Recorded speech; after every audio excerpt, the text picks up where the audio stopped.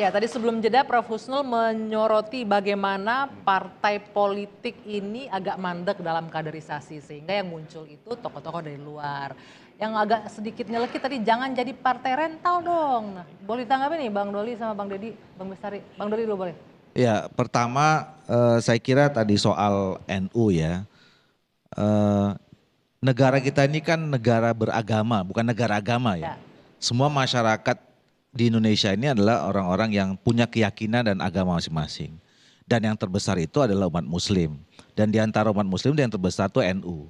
Jadi setiap pemilu saya kira bagi kontestan yang mau menang ya wajar saja melakukan pendekatan ke warga Nahdlatul Ulama ini. Dan pengalaman dari pemilu ke pemilu kan memang ada selalu unsur NU-nya yang terpilih gitu loh. Jadi menurut saya itu sesuatu yang memang natural saja terjadi dalam politik kita gitu. Nah, tetapi saya setuju tadi ini juga mungkin belum selesai ya, masih ada PR ya. Bahwa kita ini untuk menjadi negara demokrasi yang kuat memang harus ada proses pelembagaan partai politik yang semakin hari semakin matang. Nah, dan itu ditandai dengan adanya kaderisasi yang kemudian muncul sebagai tokoh-tokoh yang memang disajikan kepada masyarakat, kepada publik untuk dipilih. Dan itu juga kenapa sampai sekarang kami tetap ngotot mengusung Pak Erlangga Hartarto karena dia ketua umum partai politik yang selama ini ya Golkar ini kan partai tertua sekarang, salah satu partai tertua yang memang proses kaderisasi dan segala macam itu berjalan. Tapi Pak Erlangga punya kekuatan untuk menang seperti kader NU nggak? Ya. Kan yang diinginkan itu untuk menang salah satunya. Ya kita punya infrastruktur yang cukup kuat, matang gitu ya. Dan bisa diuji gitu. Oke, Bang Deddy gimana nih responnya? Jangan jadi partai rental, kadernya dong yang maju. Kalau kader PDI udah maju nih sebagai cawapres ya. Sebagai capres, ya tadi saya seperti Om Doli juga kita bicara soal NU dulu tadi ya. Kalau kita kan memang selalu diajarkan dari mulai Bung Karno, Bu Mega, bahwa yang namanya membangun negara ini harus gotong royong. Gotong royong nggak bisa sendiri, harus bareng-bareng. PDI Perjuangan sebagai rumah kaum nasionalis tentu perlu bersinergi dengan kelompok partai berbasis agama ya, sehingga bisa dilihat bagaimana akrabnya Bung Karno dengan Kiai Hasyim Asy'ari misalnya. Lalu ketika Ibu Mega menjadi presiden yang dipilih adalah orang NU Tulen, Pak Hamzahas ya di P3 waktu itu. Dan kemudian ketika Pak Jokowi juga menjadi presiden, Pak Yusuf Kalla itu NU kultural, Pak Maruf Amin tuh NU struktural. Jadi kalau sekarang PDI Perjuangan kemudian membidik katakanlah warga NU, saya kira hal yang lumrah, sudah menjadi pattern, sudah menjadi pola dari kita. Tetapi apakah kali ini seperti itu juga? Ya kalau menurut saya sih arahnya ke sana. Nah kenapa? Karena penting memang. Selain tadi aspek gotong royong itu ya, bahwa NU itu sebagai organisasi muslim terbesar di dunia, adalah tiang negara juga gitu. Jadi sangat masuk akal. Nah sekarang soal partai kader, ya memang partai ini partai kader. Dari mulai didirikan benihnya tahun 1927 dengan PNI hingga hari ini kita konsisten sebagai partai kader. Jadi tidak ada tuh yang ujuk-ujuk, pasti melalui proses. Orang mendapatkan KTA, lalu ikut kegiatan di partai, lalu ikut pendidikan dari kader pratama, kader madya sampai kader utama. Bahkan mau jadi calon kepala daerah ada sekolah kepala daerahnya. Mau anggota legislatif ada sekolah anggota legislatifnya. Setelah mereka duduk juga masih dilakukan pendidikan untuk legislator dan kepala daerah. Bahkan kita selalu mengevaluasi kader-kader. Jadi kalau ada kader nggak pernah ngomong di rapat dengar pendapat misalnya di DPR, nggak pernah ngomong di media, pemilu berikutnya pasti nggak boleh nyalon. Biasanya kita seperti itu. Gak ada yang ujuk-ujuk, ada yang ujuk-ujuk 3 hari jadi ketua umum parpol gitu kan ada juga. Sebentar. Tapi ini masih agak mending nih, untuk yang dua ini agak mending. Ini ada capresnya, ini ada capresnya dari partai. Yang itu gak ada sama sekali dari kader partainya, ngambil dari luar partai. Jadi benar kata Prof. Husnul. Ya. Kita uji Prof. Husnul di sini. Jadi Nasdem memperkenalkan gaya baru berpartai. Bahwa seluruh anak bangsa ini adalah potensi. Maka Nasdem berdiri bukan untuk memfasilitasi kadernya semata. Bukan juga untuk memfasilitasi kawan-kawan Bang Surya. tapi memfasilitasi nih para mahasiswa yang kita lihat nanti nih punya potensi untuk memimpin tanpa ragu. Walaupun Anda bukan kader Partai Nasdem, kita calonkan. Pendidikan kebangsaan itu tidak hanya ada di dalam partai politik, tetapi di kampus juga ada. So, kenapa kita mesti ragu dengan anak bangsa ini? Di situ Partai Nasdem berada. Kemudian terkait dengan NU tadi.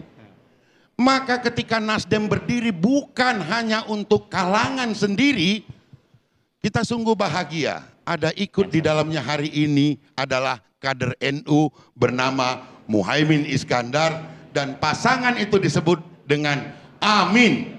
Di mana-mana disebutkan itu. Alhamdulillah. Terima kasih buat NU dan seluruh masyarakat Indonesia. Saya kira itu. Saya ke Bang Hensat. Bang, ada yang perlu kita garis bawahi ya, pernyataan dari Deddy Sitorus tadi itu ya. Jadi kalau bicara soal NU, ya kan, nah oke lah, mungkin ini menjadi perhatian juga dari Ganjar Pranowo dalam memilih wakil presidennya. Imbas dari memang sudah ada yang mengklaim di kubu Amin akan mungkin mendominasi suara NU seperti itu, atau seperti apa Bang Hensat? Enggak lah, kalau NU ya kalau ada 3 calon bagi 3 tuh suaranya. Kalau kita mau matematika ya semudah itu.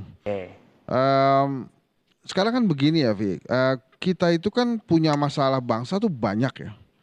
Sementara partai-partai politik yang memang kita harapkan bisa menemukan presiden-presiden, calon-calon pemimpin yang bisa menyelesaikan masalah bangsa, akhirnya tersandera oleh minimal 2 hal. Yang pertama tiket menuju Pilpres, kemudian yang kedua adalah tentang elektabilitas.